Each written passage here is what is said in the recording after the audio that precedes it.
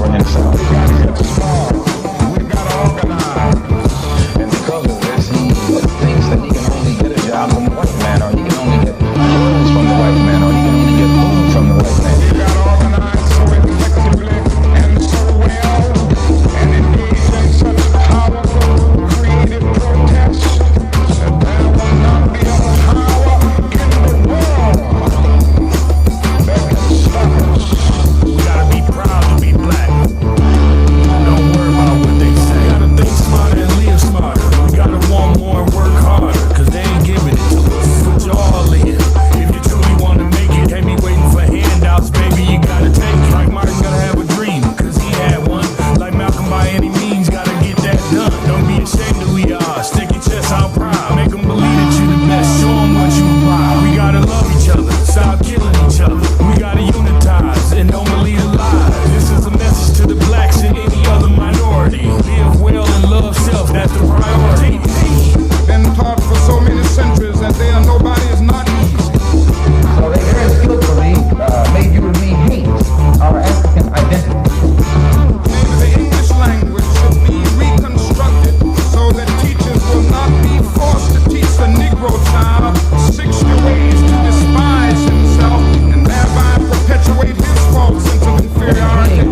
Our features and our skin and our blood, while we had to end up hating ourselves, it made us feel inferior. We must no longer be ashamed of being black. Habarigani, everybody. Which means in Swahili, what's the news? The news today is March, which is our time to tell our story about American black women all month long. We're sorry we were not here the second Monday a couple weeks ago, but John had some issues that was going on with his family, a death in his family, I think it was. The death of a good friend of mine's sister, and I've known the woman 30-some years, so I had to go to the funeral and stuff. So anyway, thank you though.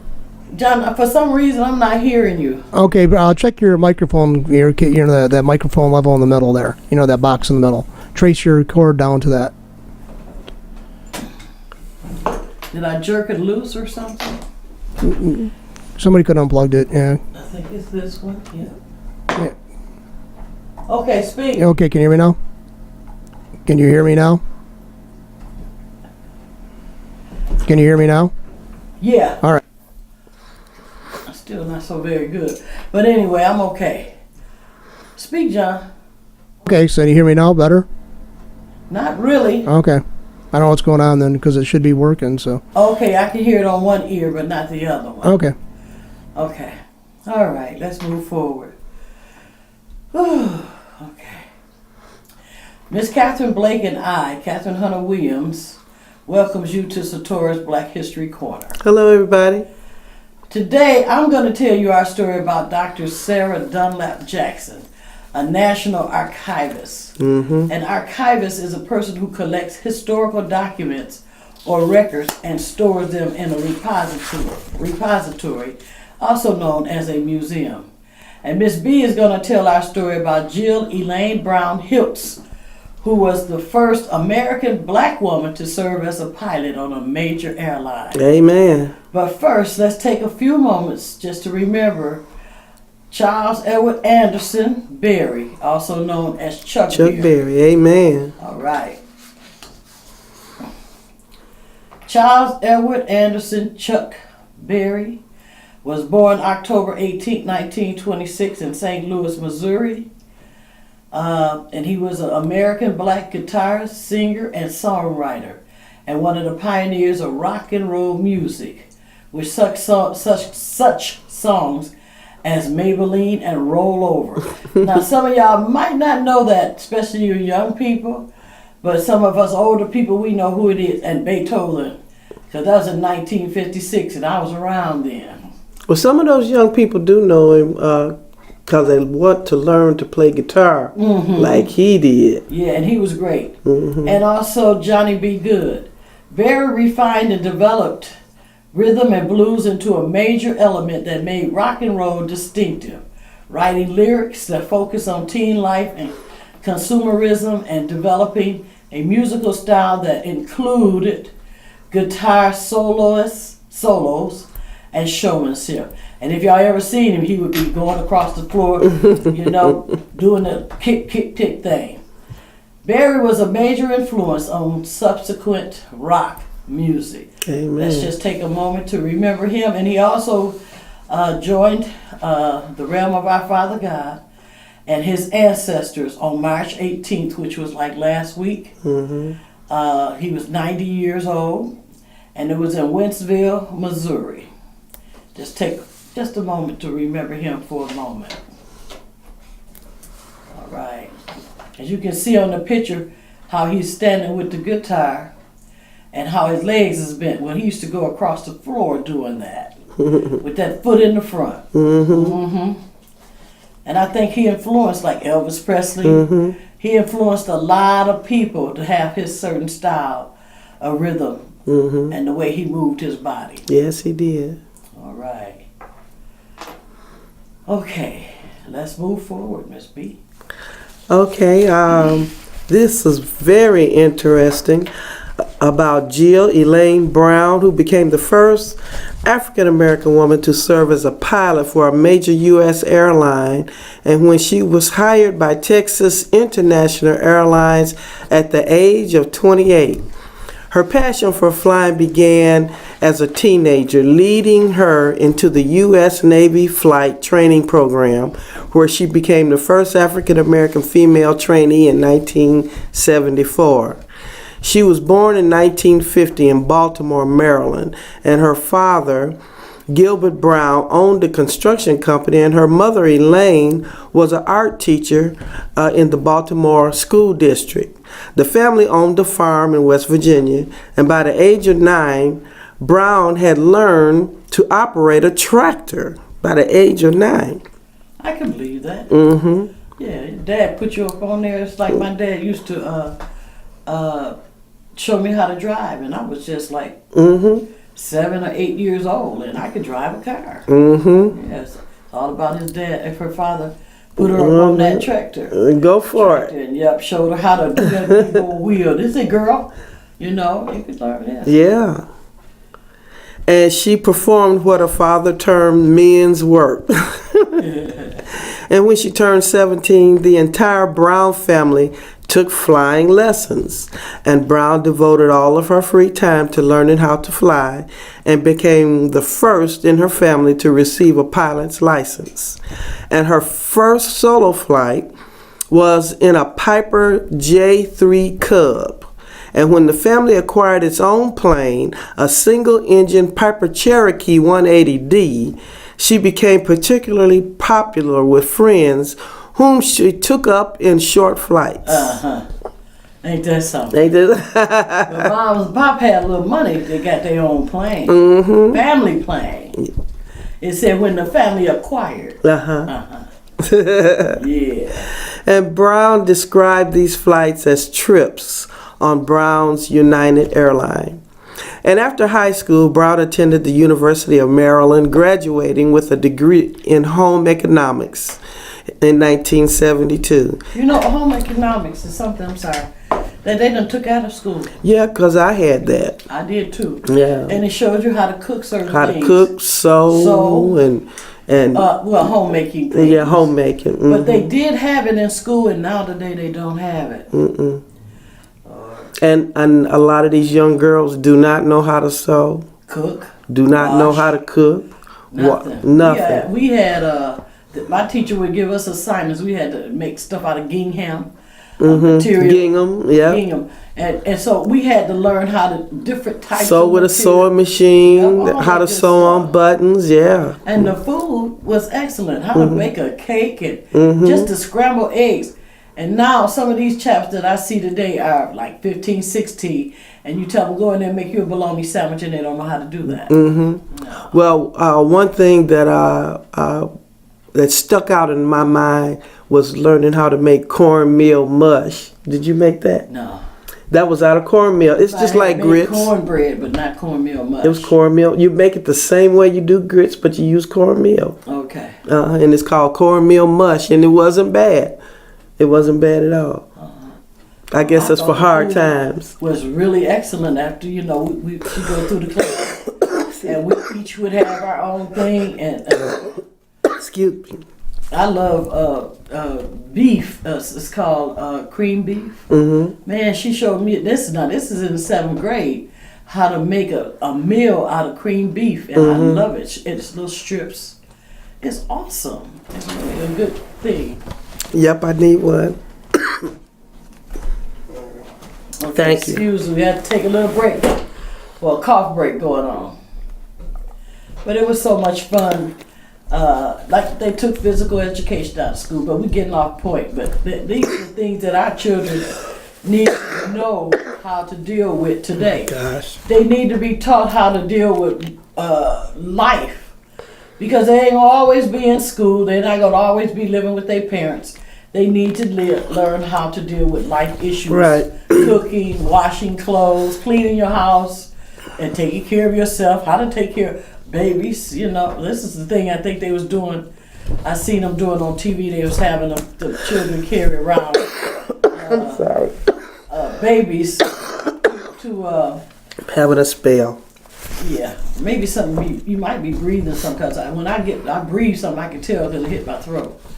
So it's not something that's new what you're doing. This is everybody got this something going on.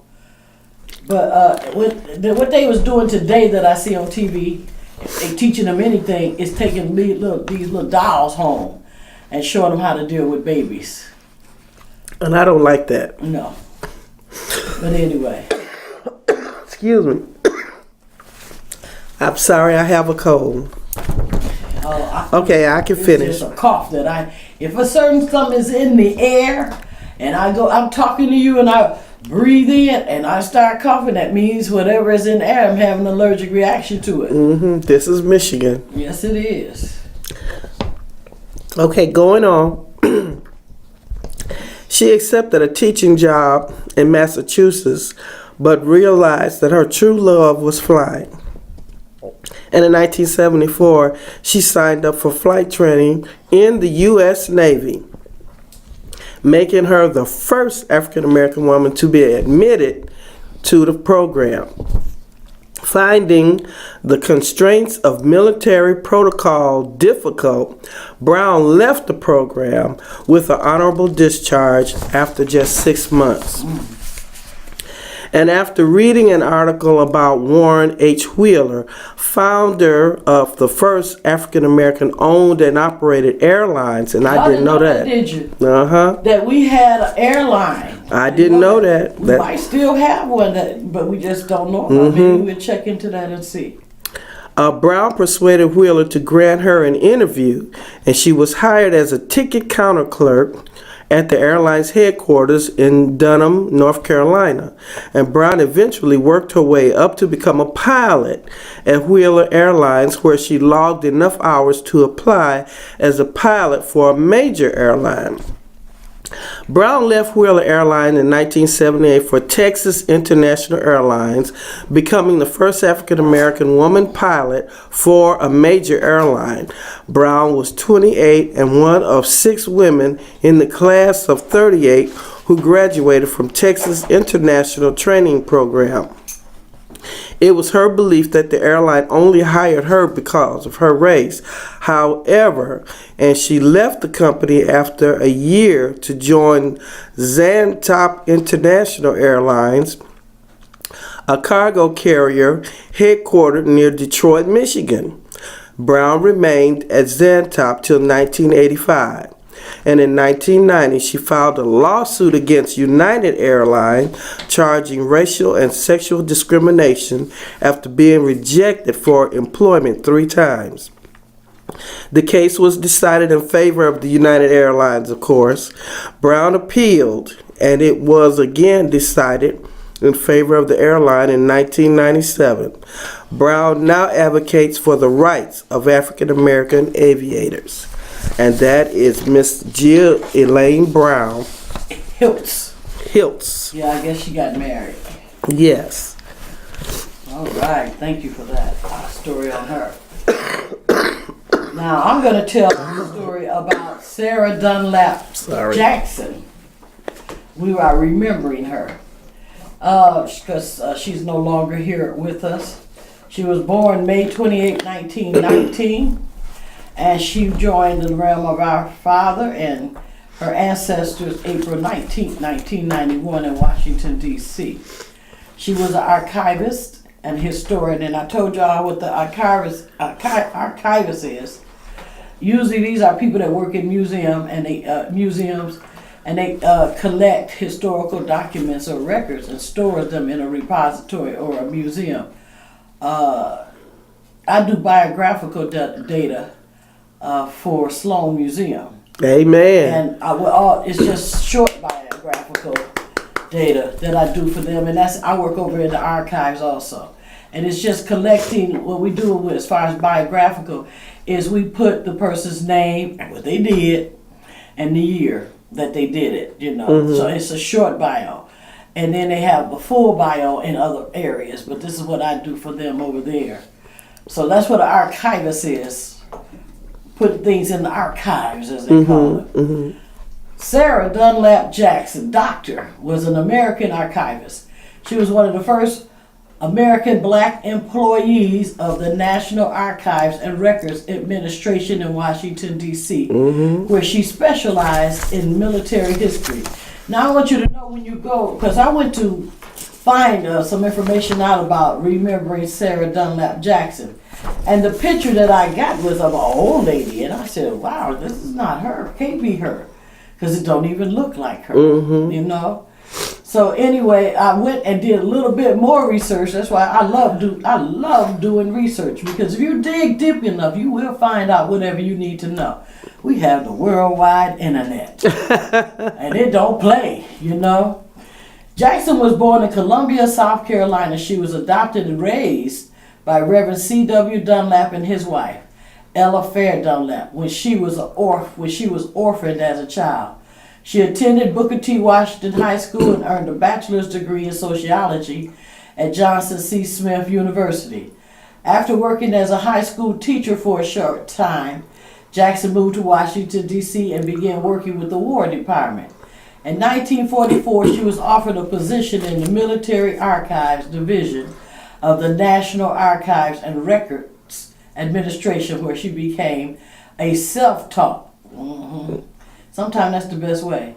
She became a self-taught expert on records pertaining to the War Department, the U.S. Army and Navy, the Adjutant General's Office, the Engineer Department, the Bureau of Colored Troops, and the Freedmen's Bureau. Wow.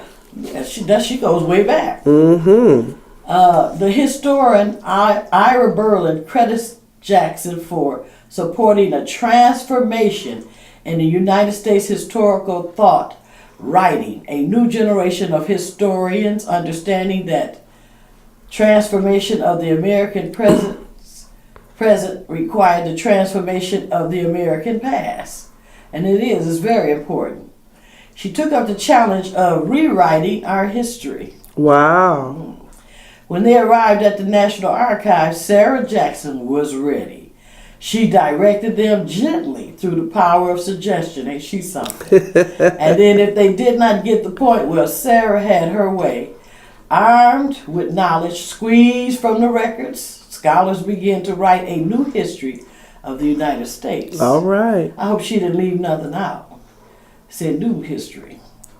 It is no exaggeration to say that history rests to a considerable measure on the works of Sara Jackson. Now that is something. So this history we getting is what she puts out? Some of it? Some of it. Oh. But Sara Jackson was a great teacher. He later dedicated a volume in his Freedom series to Jackson with the inscription, "To Sara Dunlop Jackson, Archivist Extraordinaire." Wow. In D.C., Jackson completed graduate work at the American University and the Catholic University of America. In 1968, she began working with letters of many prominent Americans at the National Historical Publication and Records Commission, a division of NARA.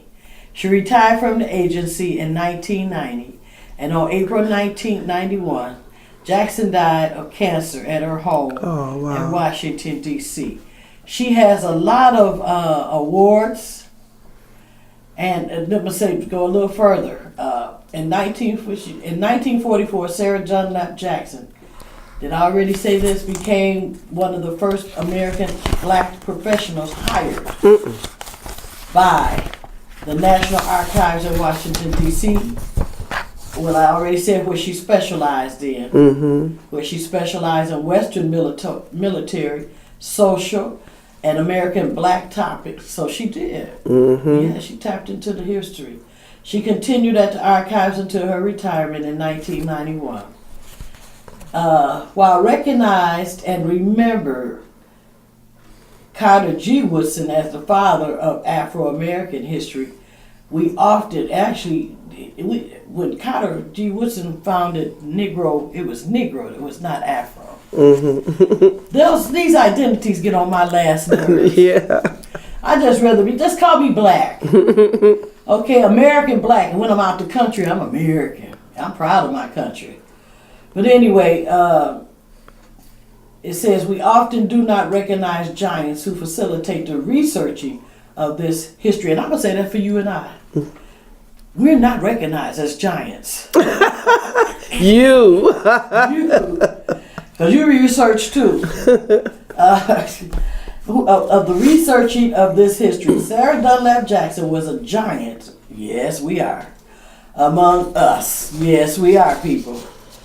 We too darn home. I'm too darn home.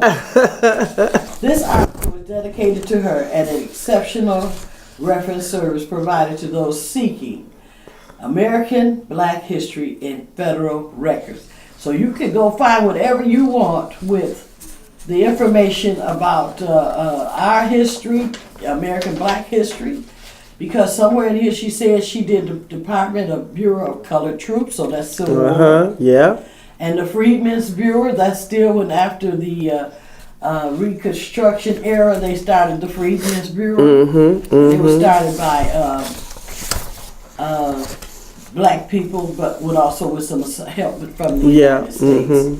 That's what I like about our country, of how they help people, regardless of what they're going through. They will come together. And sometimes it takes a tragedy or something to go down in this country for us to really pull together. But I like our country. I think it's one of the greatest countries in the world. Now, I'm not saying that I have been around to a lot of different countries, because I have not. But this one here, living in it, is much better than some of the places I've been. Amen. So y'all can complain and say this and say that, but I think it's one of the greatest countries in the world. And that's my opinion. Amen. On our last program, we was going to talk about Benjamin Solomon Ben Carson. And I do have a picture of him somewhere on there, John, but I got that in here. And we was going to talk about that stupid comment that he made. Oh, wow. And I really don't have that information. So, but I just want y'all to go back a couple of weeks and check out what he did and what he said about the Africans coming on the boats crammed at the bottom of ships. And had dreams, something about, they had dreams? Big dreams for their families and stuff to come over here. Are you serious? Yes, he was. He was absolutely. John, can you pull up a picture of him? Of Ben Carson? Ben Carson, okay. I'll give me a moment, okay? And just keep on talking, I'll find one, okay? I mean, he is out of touch. The 17th United States Secretary of Housing and Urban Development. You know, they made him, that's HUD, I think, ain't that HUD? HUD. Yeah, over housing. Now, why is he over housing when he's a doctor? Couldn't find anything else that he could do. Couldn't find another yes man, because that's what he is. And Dr. saying the things he said, he needs to go and research and study our story to know the truth. So you won't get up there and be making a boo-hoo out of yourself. That's a nice way to put it. Well, you know, to me, I wonder how does he feel now, knowing what he said and the backlash that he got behind it. He came out with just like Trump do, he came out with a retraction or reverse, or what they call stepping back from it. He did come, I don't know, one of his people that speak for him or whatever. He gave him a speech, so he backtracked with it But you can't backtrack that. after it's already said. But he did. He did. He backtracked it. I think he did a semi-apology. That's the difference. Donald Trump ain't never apologized. And to he's not nobody. going to either. No, he full of John Dunn. Okay, I I'm got gonna a- leave him I got- alone. I I'm got- gonna leave him alone. I got a picture of him up too. So Thank you. I thought John was finna say something because I think he likes Trump, but I don't care for him. But that's politics. I like Trump very, very conditionally. I just prefer an outsider than a political insider. That's what I prefer. So, but I don't. As far as a lot of stuff he's done, I voiced that before several times. I don't agree with what he's done, but I don't like what the insiders do all the time to us either. So that's my opposition. I'm not gonna go further because I'm gonna ask you who the insiders are. Well, Hillary Clinton was the political insider, 30-some, 40-some years in the system. Yeah, I think she's a political insider. So, Oh. Yeah, But I've also said that Trump. talking earlier, you was comparing. But I've also him said that to, I've also said Trump was. Well, let's face it. I mean, Trump is, and he's political. He's got power. Open up the can, ain't I? He's got power. He's got power because he's got money. So he's He political. got I mean, power as the president of the United States. we also had it beforehand. So I mean, I've never. Yes, but he he's. did. But he's not the insider that Hillary is. So I mean, that's the reason why I don't like him. I don't like any of them because they've been tied to each other for too long. Yeah, because I remember when we would come on here and who was president then? Bush, no, Obama. Wasn't Bush, was we here that long? Yeah, I was here that long. And I remember about Bush. And then it was Obama. You and George don't like nobody. No, I don't, because I believe the Constitution is what the yardstick a president should be held by, Yes, not because they I look good in a believe that suit too. and because they shake hands a lot. I mean, that's what I value, is if they follow the Constitution. So, Yeah, I and do. nobody's yet done that. So, in my lifetime, Well, just to say something else about Ben Carson, him being a black man, I don't even know if he considers himself a black man. He might be what we used to call Oreos.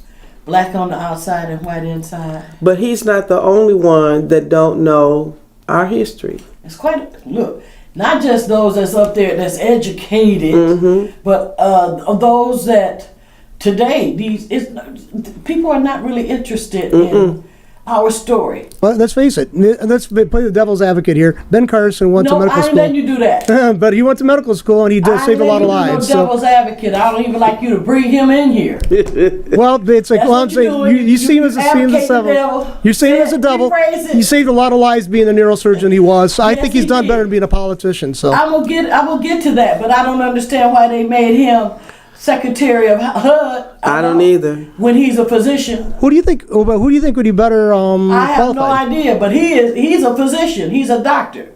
What do you know about this? Didn't he grow up in projects and stuff like that? I don't know. Housing? That's Yes, what I he heard, did. and I've also heard. Because I got one of his books. He came to Flint. Came to New Jerusalem, and I bought one of his first books. He sold.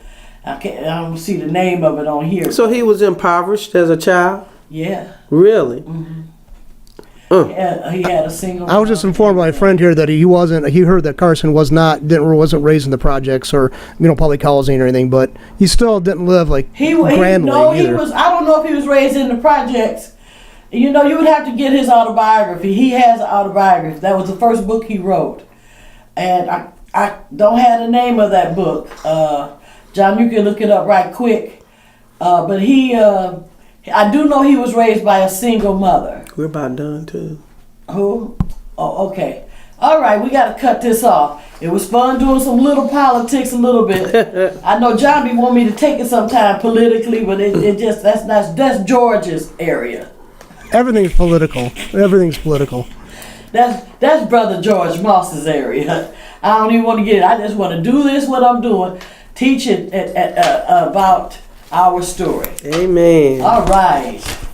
Okay, my people, we have told our stories about the Dr. Sara Dunlop Jackson, a national archivist, Jill Elaine Brown-Hiltz, who was the first American black woman to serve as a pilot of a major airline. Yes. We talked a little bit got a little bit into politics and talked about Dr. Ben Carson and that big, huge mistake he needs to know and learn something about our story. and of course Chuck Berry, who passed away on March 18, 2017. If you would like information about our theme song, Be Proud to Be Black, featuring Martin Luther King and Malcolm X, contact TP Productions at 810-962-3258. Support this young black man. Amen. 810-962-3258. Be sure to watch political pundit Dr. George Moss every Monday at 2 p.m. on allpointstv.com and YouTube. And also some of allpointstv.com programs come on Comcast Channel 17 every Tuesday evening from 8:30 to 9:30. As always, Miss B and I would like to say asante, which means thanks in Swahili, to all of you who have watched our program today. And we pray that you have learned some great information to pass on to your children. Amen. We encourage you to learn more about our story and pass it on. Until next time, we want you to know and always remember that American blacks are spiritually strong and resilient people, and that no one can keep us down. Love yourself and the skin you're in, and be proud to be black. And always keep on keeping on with us. Hotep, which means peace.